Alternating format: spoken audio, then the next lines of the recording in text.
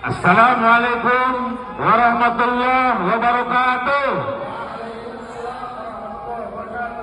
Hidup Lirboyo, hidup Kiai, hidup santri, hidup pagar nusa, bela Kiai, bela Kiai, bela Kiai.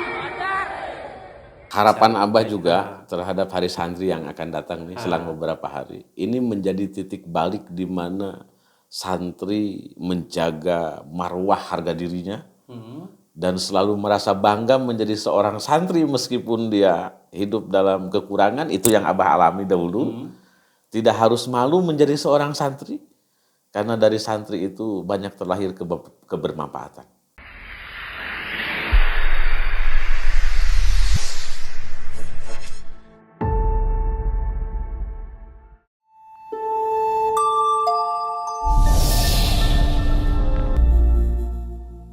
Assalamualaikum warahmatullahi wabarakatuh. Selamat datang kembali di Bagus Podcast.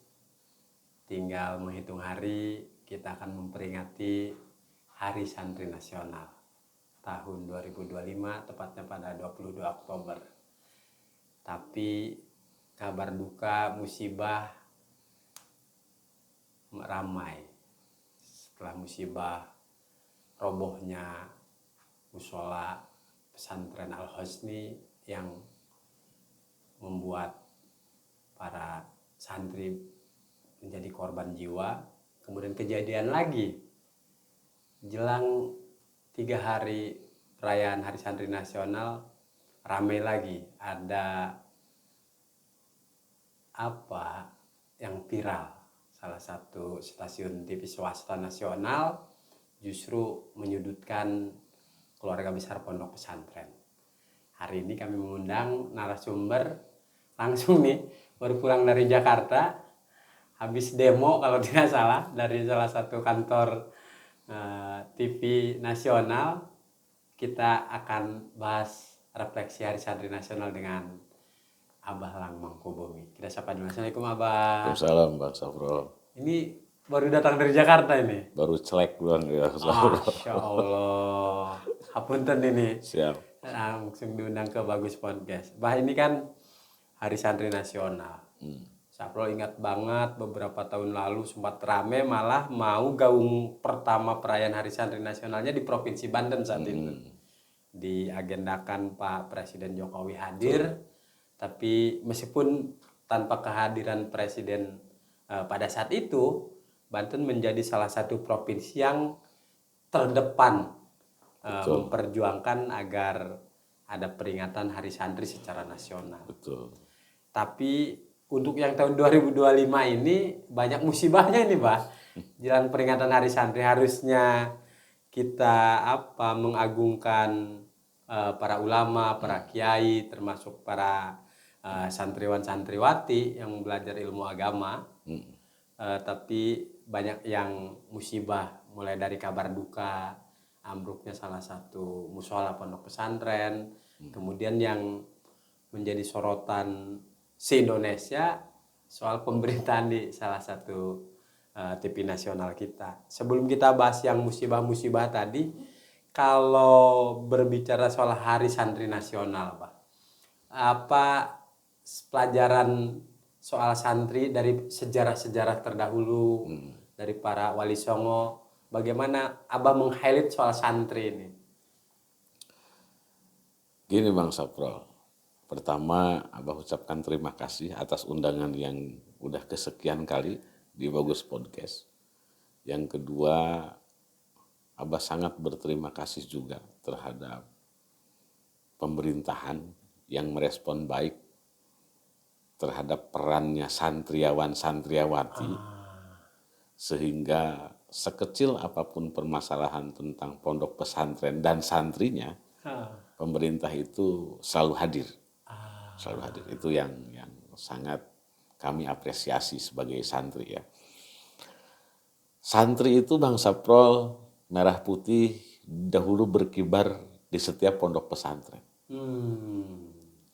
Jauh sebelum bangsa ini dimerdekakan. Oke. Artiannya bahwa peranan ulama, peranan santri itu sangat mendominasi terhadap berdirinya sebuah bangsa dan negara yang bernama Indonesia. Bagaimana mungkin hari ini kita bisa melupakan jasa-jasa mereka itu? Bagaimana Hadratus Syekh Yai Hasyim Asy'ari, salah satu tokoh dan pendiri Nahdlatul Ulama, yang merumuskan resolusi jihadnya para pemuda waktu itu untuk melawan penjajahan. Artiannya bahwa sekali berbeliau yang beragamanya taatnya luar biasa, hampir tidak kita temukan kekeliruan di dalam hidupnya secara kasat mata kita yang bodoh, yang awam. Beliau masih memikirkan tentang bagaimana bangsa. Padahal kalau kita pikir sudah sih, ibadahnya sudah tenang, santrinya sudah banyak, bertuhannya sudah is okay, kan begitu. Kalau kita mungkin berpikir sudahlah, ngapain kita harus berpikir tentang bangsa dan negara. Tapi berbeda dengan Hadratus Syekh Yai Hasyim Asy'ari. Karena beliau memiliki satu pendapat. Apa pendapatnya?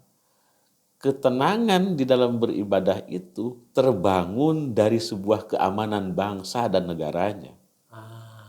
Bagaimana mungkin kita bisa beribadah dengan tenang andai bangsa dan negaranya tidak pernah aman? Betul.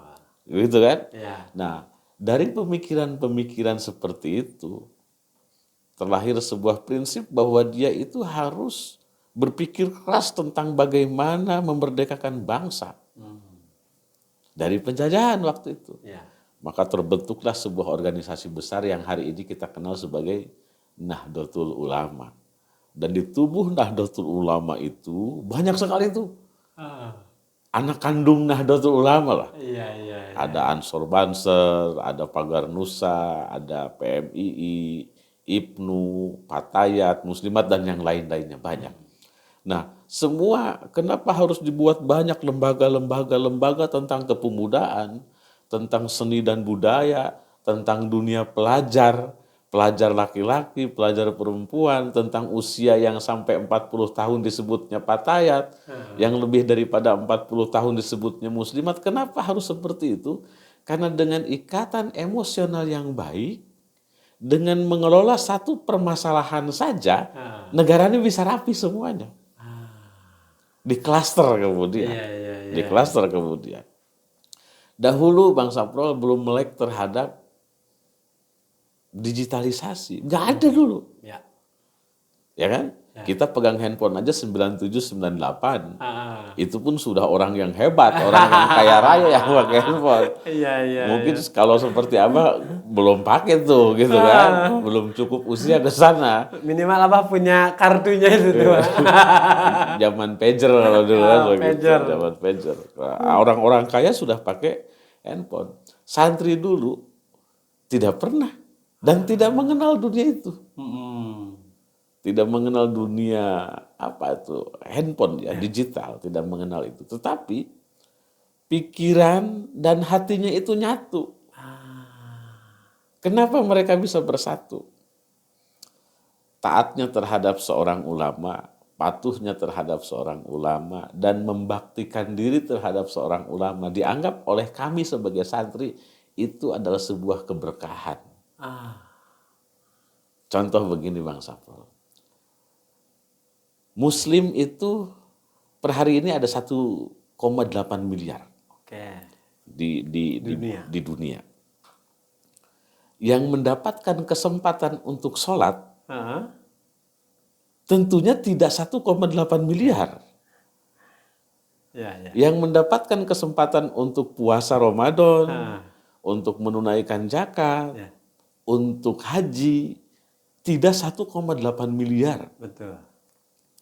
Santri Bang Saprol di Indonesia jutaan. Begitupun masyarakat muslim di Indonesia jutaan. Dan kami sebagai santri memiliki kesempatan untuk mengabdikan diri terhadap kiai. yang tidak semua masyarakat muslim di Indonesia bisa mendapatkan kesempatan itu. Betul. Gitu loh. Maka kesempatan tersebut tidak kami sia-siakan. Gitu kan. Berharapnya apa? Sebuah keberkahan. Karena setinggi apapun ilmu tanpa akhlak, itu nggak jadi barang apa-apa tuh. Ya. Gitu loh. Terus sepintar-pintar apapun kita, jikalaupun kita tidak beradab, tetap nggak jadi apa-apa itu barang tuh. Kan begitu. Maka ulama terdahulu mengajarkan terhadap kami itu harus handap asor kata orang Sunda. Atau bahasa sananya matawadu. Harus tawadu. Meskipun kita mengetahui, meskipun kita ilmunya tinggi, tapi di hadapan kiai, di hadapan guru, tetap kita merasa kita tidak tahu apa-apa. Nah itu dulu Bang Saprol, itu dulu. Ini ada ketersambungan nih dengan kasus yang Bang Saprol sampaikan tadi itu. Bagaimana salah satu media mewartakan bahwa santri itu diperbudak, dihinakan, dilecehkan oleh seorang kiai yang notabene bisa mendapat keuntungan dari situasi tersebut, kan begitu. Statement-statement seperti demikian melukai hati kami. Bukan cuma santri Bang Saprol. Yang luka itu bukan cuma santri.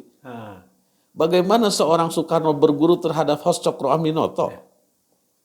Bagaimana seorang bapak bangsa ini berguru terhadap ulama-ulama yang lain. Bahkan terhadap Hadratus Syekh Yai Hasyim Asy'ari. Gitu kan? Kenapa harus bertanya seorang Soekarno terhadap ulama? Karena ulama itu hatinya bersih. Pikirannya jernih. Dia tidak berpikir untung rugi. Tidak berpikir saya dapat apa. Tidak berpikir nanti saya diposisikan seperti apa. Tidak. Dan ulama-ulama tersebut tidak diragukan. Dalam hal berkontribusi terhadap bangsa dan negaranya. Banten lebih kecil lagi kita tarik dari Indonesia. Bagaimana dulu ada pemberontakan Patani. Ya kan? Geger Cilegon. Gitu kan? Dari kelompok ulama-ulama yang melawan terhadap penjajah. Betul. Sekarang kalau ulamanya, santrinya dihinakan, dilecehkan, bahkan dinistakan, ya bangsa ini sudah tidak lagi bisa dibilang baik-baik saja bangsa bro. Gitu loh. Peran pemuda terdahulu. Emang seorang Muhammad Yamin bukan santri Bang Saprol? Emang seorang Muhammad Hatta bukan santri? Taat-taat ibadahnya mereka itu. Terus Umar Said bukan santri. Muhammad Nasir bukan santri. Sultan Syahrir bukan santri. Semua santri karena pendidikan waktu itu hanya ada madrasah di pondok pesantren. Dan kalau harus dibandingkan pendidikan yang didapatkan oleh santri, maaf dengan pendidikan yang didapatkan di sekolah umum, santrinya pemerintah. Asik kok. Kan ini jauh berbeda ini. Jauh berbeda. Mereka mungkin pintar dalam bagaimana merumuskan untuk hidup berbangsa, bernegara, mengelola dunia itu sendiri. Santri bukan tidak punya kemampuan untuk mengelola itu. Tapi dia lebih menekankan tentang bagaimana mengelola batiniah, kejiwaan. Kan begitu Bang Saprol. Hakikat daripada puasa apa? Biar tenang jiwanya.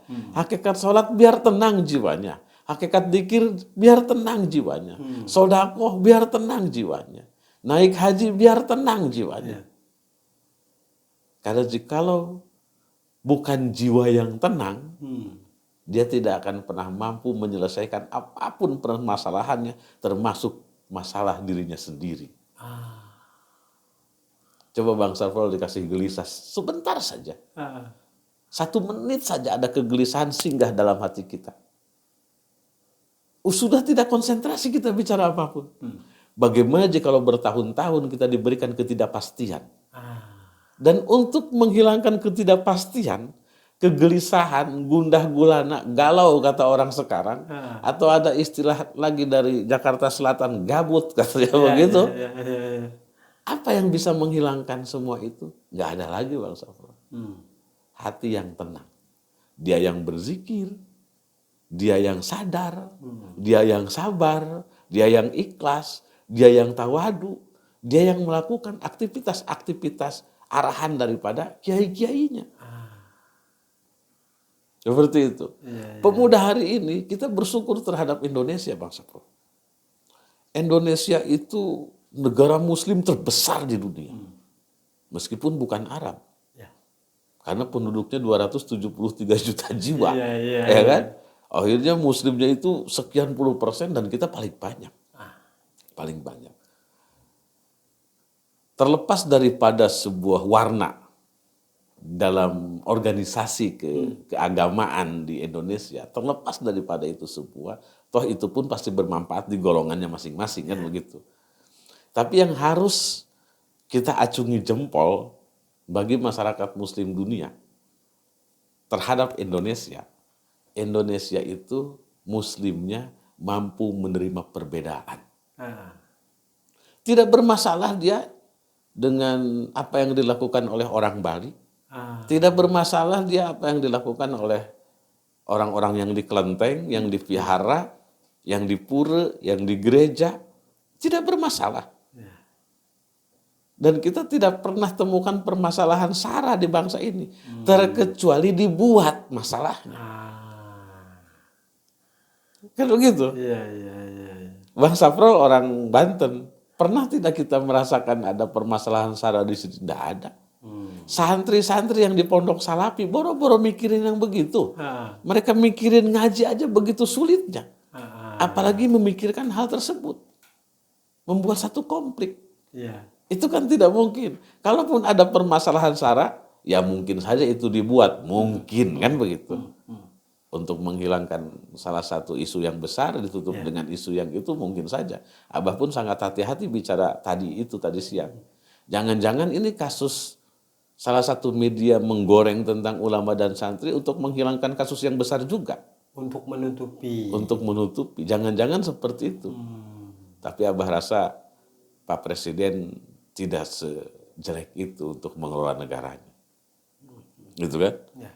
Kenapa? Karena kondisi negara hari ini kita sangat tahu sekali. Transisi perpindahan dari Pak Jokowi ke Pak Prabowo itu sangat luar biasa dampaknya kita rasakan. Kan begitu?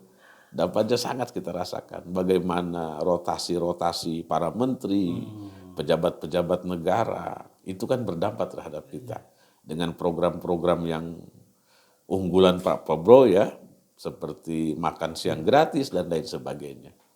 Nah, kembali kita terhadap peran santri di bangsa dan negara yang sama-sama kita cintai. Sudirman itu sampai sakit pun dia ditandu. Tetap berperang. Tetap berperang. Di tengah-tengah perang, dia masih melaksanakan sholat. Sultan Ageng Tirtayasa di abad ke-16, dia salah satu Sultan Banten yang menolak terhadap POC. Ya kan? Dia tolak POC, sehingga POC itu membuat propaganda. Depide tempera disebut waktu itu kan. Sampai seorang Sultan Ageng Tirtayasa mampu memiliki delegasi di Inggris, di Perancis, gitu kan, di Bali, di Medan, di Sumsel, di mana-mana dia banyak. Kenapa? Karena menjaga kedaulatan Banten waktu itu. Dan hari ini, setelah Banten dihancurkan oleh VOC waktu itu, hari ini Karanghantu tidak pernah hidup lagi. Karanghantu. Orang pintarnya banyak. Yang punya kekuasaan banyak. Yang punya finansialnya banyak. Bisa membuat aturan pun ada. Tapi ternyata Karanghantu tidak bisa dihidupkan. Apa masalahnya? Jadi kalau berbicara pemuda hari ini lebih pintar daripada pemuda masa lalu, tar dulu Bang Samro. Gitu loh. Seorang Sultan Ageng Tirtayasa pemuda waktu itu, mumpuni di bidang keagamaan, dia paham tentang bagaimana mengelola negara, sampai dia singkirkan yang namanya POC, dan dia kelola sendiri itu maritimnya, perdagangan di jalur sutranya lah, kalau di kita kan jalur sutranya lah. Sampai POC itu harus mempropaganda agar dia segera lengser. Itu saking luar biasanya beliau. Hari ini dengan dunia yang sudah melek Bang Sapro, selalu terjadi pro dan kontra. Pro dan kontra atas dasar apa? Iya. Atas dasar kepentingannya masing-masing. Sudah tahu barang jelek dibagus-baguskan, sudah tahu barang bagus dijelek-jelekan. Iya. Kenapa? Kenapa harus santri yang jadi masalahnya? Kenapa harus kiai yang selalu menjadi targetnya? Emang pemuda di kita santri semua? Iya. Tidak. Ada kok kaum pelajar santri pemerintah itu banyak. Ya kan? Bahasa santri kami yang memang di Balai Rombeng, yang kami sudah hidupnya itu amat sangat luar biasa, terbatas, merih Bang Sapro. Merih, kadang sehari makan, sehari enggak. Karena di kita itu bukan sebuah pilihan juga hari ini. Hidup di pondok pesantren itu bukan sebuah pilihan kalau hari ini. Ada yang keterpaksaan, enggak ada lagi. Beda kayak santri dulu. Beda dengan gaya dulu. Kalau dulu saya mau ngaji. Sekarang mungkin yang begitu tidak genap 100%. Gitu loh Bang Safrol. Itu kan sesuatu yang kurang begitu elok juga. Kalau ulama dan santri selalu dijadikan target dari permasalahan. Jadi Abah mencurigai bahwa ada kelompok tertentu yang justru sengaja menargetkan ulama, ponpes, santri. Sekarang yang menjaga kedaulatan bangsa siapa? Jikalau bukan ulama dan santri. Ya. Kalau tidak ada yang mengaji, tidak ada yang tahlilan, nggak ada yang kumpul-kumpul baca sholawatan, emang mau sejuk bangsa ini? Mau musik di tiap desa begitu? Ya kan? Kan nggak begitu Bang Sapro. Akhirnya ini yang ademisasi kata orang kampung. Ademisasi, ada ustadz yang mengelola satu RT saja, ada yang satu kampung, ada yang satu desa. Mereka kelola, mereka buat narasi-narasi yang baik untuk apa? Paham mereka bahwa hidup kita itu terbatas dan kekurangan. Tapi dengan keterbatasan dan kekurangan tersebut, mari kita jadikan sebuah kelebihan untuk memuji. Untuk selalu bersyukur terhadap Allah Subhanahu wa Ta'ala. Agar apa? Agar hidupnya tenang. Akhirnya kami nggak ngoyo. Jarang loh ada orang-orang susah yang korupsi itu Bang Sabro. Justru yang korupsi itu orang-orang yang sudah cukup keuangannya. Kenapa mereka bisa korupsi? Karena dia punya jabatan, punya kekuasaan, kan hatinya dan rusak. Hatinya yang rusak. Kalau gitu. Oke. Kalau soal refleksinya, Bah, ketika peringatan Hari Santri tahun 2025, lalu apa yang harus diperkuat oleh pemerintah, oleh masyarakat, dunia pondok pesantren kita ini, agar ya seperti tadi, kisah masyhur sejarah kita bahwa negara ini merdeka oleh para santri, tokoh-tokoh bangsa juga banyak alumni santri tadi. Lalu apa makna Hari Santri Nasional 2025, Pak? Abah berharap begini, pemerintah hadir bagi santri yang bukan hanya pondok pesantren modern, tapi bagaimana hadir di pondok pesantren salafi. Kalau di modern sudah pasti punya ijazah, ada legalitas. Bagi yang salafi yang hanya 3 orang, 5 orang, 10 orang, 20 orang kadang, mereka tidak mendapatkan legalitas itu. Dan kita tidak kita pungkiri, tidak semua santri jadi kiai. Tidak semua santri jadi ustadz. Ada yang dia keluar dari pondok jadi pengusaha. Ada yang keluar di pondok jadi PNS mungkin. Betul. Gitu kan? Atau jadi apalah itu.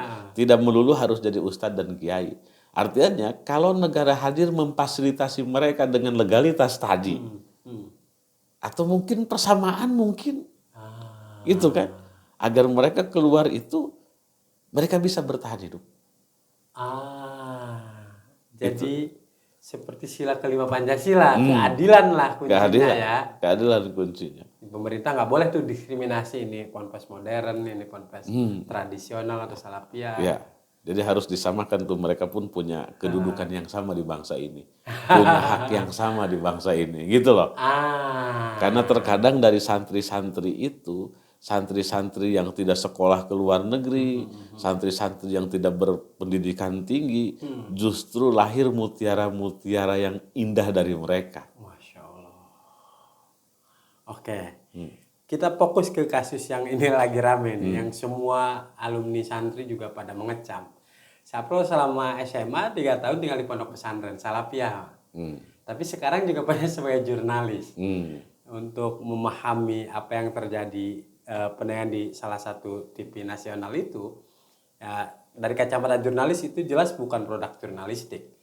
Karena ada kode etik jurnalistik, itu harus cover both side. Harus berimbang. Kalau memberitakan soal subjeknya ABCD, dia harus konfirmasi, dia harus minta pendapatnya dari yang dia wartakan itu tadi. Sebagai jurnalis juga kami sangat menyayangkan itu tidak dilakukan. Tapi juga sebagai yang pernah di pesantren Salafiyah ikut nangis juga, Pak. Dan ini semua berpolemik nih, Ustadz muda, alumni santri, terus santri. Lalu seperti apa baiknya menyikapi kasus ini, Pak? Poin yang hilang di bangsa ini salah satunya bernama musyawarah. Musyawarah itu kan bukan hanya memperdebatkan satu permasalahan agar ada solusi kan. Bukan seperti itu saja.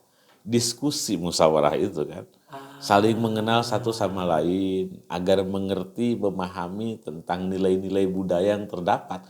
Bisa saja mungkin di salah satu perusahaan media tersebut tidak muslim semua, kan begitu Bang Sapro. Ada orang yang tidak mengenal tentang bagaimana budaya muslim, budaya pesantren, kan begitu. Ada juga mungkin yang memang muslim tapi tidak pernah di pondok pesantren Salafi. Kan begitu ya. Wajar. Nah, ini gunanya kita selalu diskus atau kita musyawarah. Kalau kata salah satu keterangannya itu hayatil ilmi bimudakarah. Hidupnya ilmu itu karena mudakarah, karena musyawarah.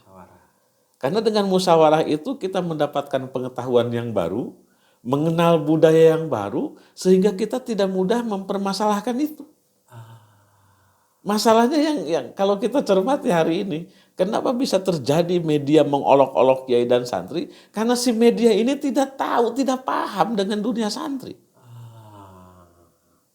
Kalau mereka paham saja dengan dunia santri, Abah di Bang Sapro, dulu kiai makan, kita nunggu ini, mudah-mudahan makanannya nggak dihabiskan. Ada sisanya. Ada sisanya.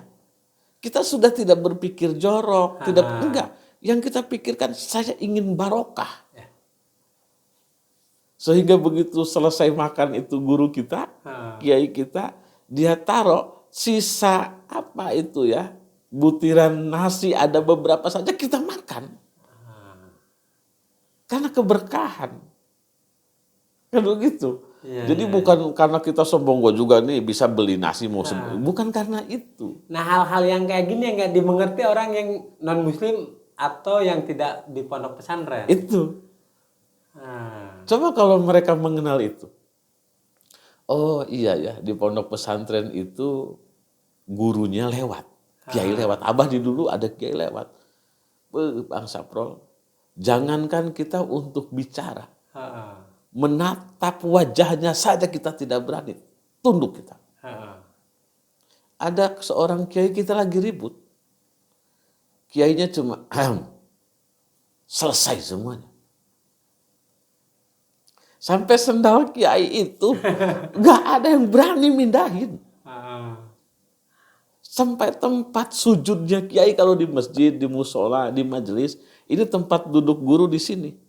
Itu nggak bakal ada yang berani ngedudukin.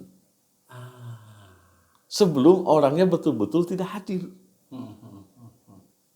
Sebelum dia nggak datang ke sana, nggak hadir, itu orang pada nungguin dan tidak ada yang berani untuk duduk di tempat tersebut. Itu saking takdimnya kita, taatnya kita, menghormatinya kita terhadap seorang kiai. Tapi di medsos ini juga banyak yang salah memahami nih, Bah. Harus dikasih pencerahan sama Abah.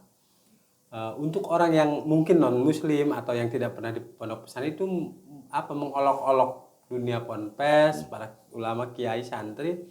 Wah, ini feodal.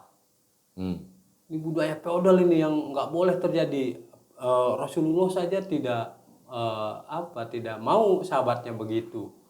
Gimana cara memberikan pencerahannya nih, Bah? Kalau Rasulullah mau sudah selesai sama Rasul, ya Rasulnya ada di situ. Dia minta ke Allah aja langsung selesai. Nah kita kalau kita tidak mengabdikan diri terhadap guru, tidak mentaati apapun yang dimau oleh guru, ya bagaimana kita bisa mendapatkan berkah? Terus Bah, emang harus separah itu? Logikanya begini. Yang mengantarkan lisan kamu untuk mengucapkan la ilaha illallah itu adalah guru kamu. Artiannya bahwa kunci daripada akhiratnya pun guru kamu yang pegang. Hari ini aja kalau kamu itu tidak mengindahkan guru kamu, lalu bagaimana mungkin la ilaha illallah ini bisa menjadi kunci surga? Itu Miftahul jannah la ilaha illallah. Gitu kan? Oke, kata kita. Terus kita bisa la ilaha illallah. Kamu bisa? Bisa. Ya tinggal baca aja sebanyak-banyaknya. Enggak begitu. Enggak begitu. Tidak sesimpel itu memahami agama. Kenapa hari ini tidak ada lagi yang membuat kitab? Karena butuh keilmuan yang panjang kali lebar, banyak funnya. Sehingga disebutlah Syekh Nawawi Al-Bantani sebagai ulama mutaakhirin. Cukup sampai beliau. Gitu Bang Samrol.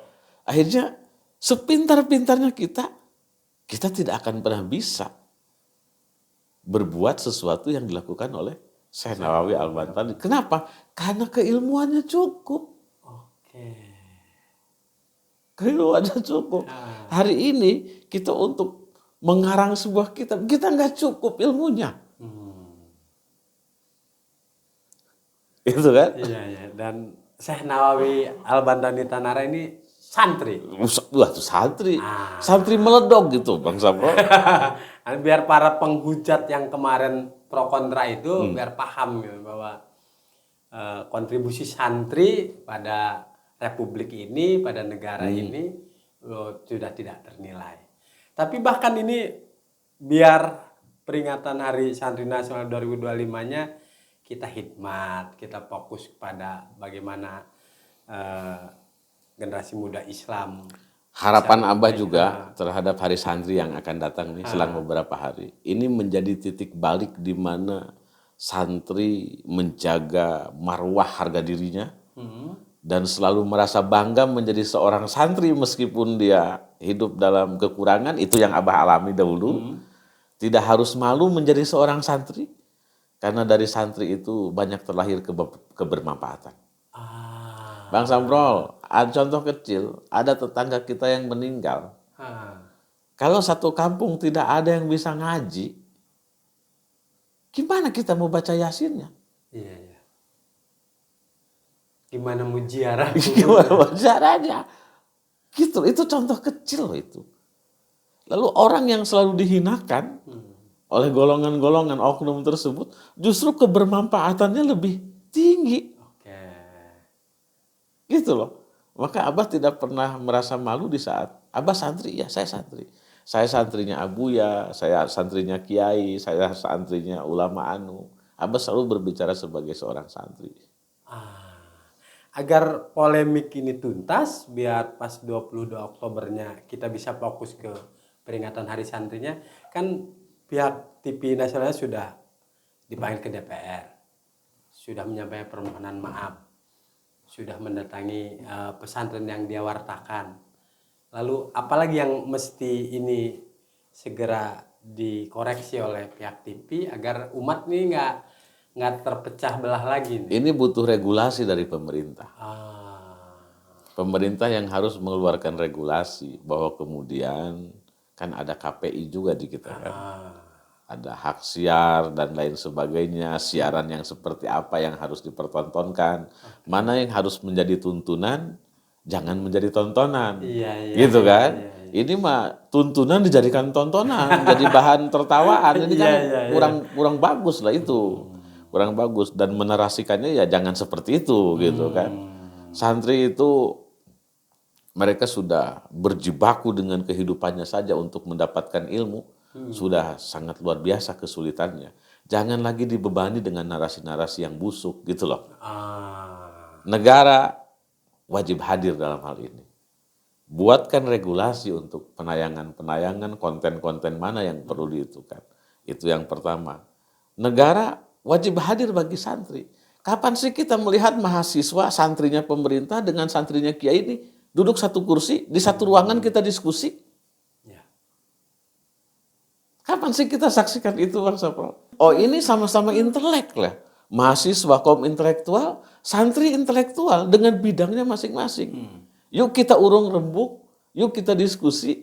Pengetahuan umumnya seperti ini, bagaimana menurut pengetahuan agamanya? Titik temunya di mana? Gitu loh. Ada persamaan tidak? Kalau ada perbedaan, mana yang lebih baik? Kan begitu. Hari ini tidak kita saksikan seperti itu. Abah berharap bahwa di bawah kepemimpinan Pak Prabowo ini mampu membuat regulasi yang bisa memerdekakan seluruh pelajar, pengajar di bangsa yang kita cintai. Di segmen terakhir soal isu boikot si stasiun televisinya, Pak. Ini tadi kembali ke hak pemerintah itu. Serahkan ke pemerintah. Serahkan saja ke pemerintah. Kalau bagi kami dia mohon maaf itu sudah cukup, ya cukup kalau bicara maaf. Karena santri tidak diajarkan untuk tidak menerima. Tapi jikalau dia mengulang kemudian, oh ini lain ceritanya, gitu loh. Dan ini kan kali ketiga dia seperti ini. Bukan cuma kali pertama begini itu udah kali ketiga, Bang Sapro. Ini yang kadang-kadang netizen nggak tahu nih, Pak. Gitu loh. Jadi ada hal yang memang harus kita beritakan secara sesungguhnya. Ada hal yang tidak harus kita beritakan secara sesungguhnya. Kan begitu. Bah, istri Abah cantik sekali. Oh iya Bang Sapro, padahal nggak begitu cantik. Berhubung kalau Bang Sapro jujur, bah istri Abah jelek sekali. Marahlah Abah kalau dia seperti itu kan. Budaya timur itu kan begitu. Menghargai apa yang dilakukan oleh orang lain, menghargai setiap nilai pendapat orang lain, menghargai setiap perbedaan budaya. Karena toleransi itu kita harus menghargai apa yang ada dalam isi kepala orang lain meskipun itu berbeda. Jadi kalau santri selalu jadi bahan olok-olokan, jadi bahan hinaan, orang-orang yang selalu berbicara tentang toleransi, itu orang-orang yang jeblok namanya. Nol mereka itu. Kami saja tidak pernah mempermasalahkan mereka. Kenapa mereka selalu mempermasalahkan kami? Paling terakhir, Pak. Lalu apa untuk para santri Banten nih, Pak? Menyambut tasyakuran Hari Santri Nasional 2025 dengan situasi yang tadi ada musibah di salah satu ponpes kita, kemudian ada yang mengolok-olok dunia pesantren, ulama, kiai, bahkan santri. Bagaimana kita cara mensyukuri 22 Oktober sebagai Hari Santri Nasional 2025 khususnya di Banten?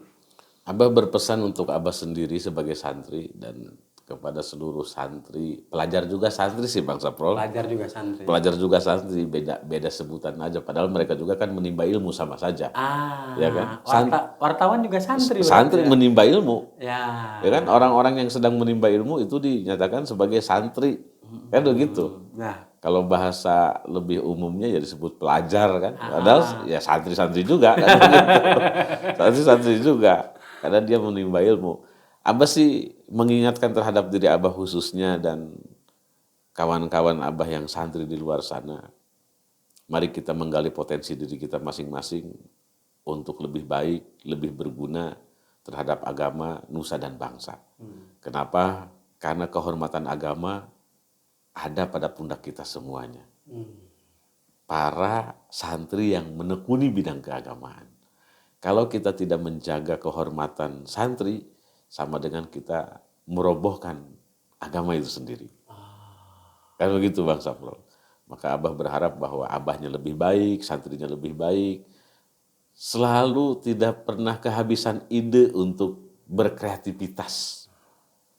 Meskipun kita kaum yang kadang dilirik, kadang enggak. Tapi sesungguhnya keberadaan kita itu selalu menjadi solusi. Santri itu selalu menjadi solusi Bang Safro. Kalau sudah akhir kemana foto ada tulisannya ada santri. Kayak Bang Safro, ini mau syukuran bagus podcast, itu pasti santri itu. Coba Pak Ustadz bawa santrinya 5 orang. Kalau nggak ada santri repot Bang Safro. Iya benar-benar apa. Alhamdulillah. Ada apa? Siap Bang Safro. Dari Jakarta menyampaikan aspirasi ulama dan santri, bisa silaturahmi di Bagus Podcast. Amin. Alhamdulillah Sobat Bagus, kita sudah di ujung. Tadi banyak inspirasi, banyak pencerahan dari Abalang Mangkubumi. Intinya negara harus hadir, jangan ada viral baru rame mendekati dunia pondok pesantren, rame kembali lagi mendekati santri, karena kuncinya negara nggak boleh diskriminasi.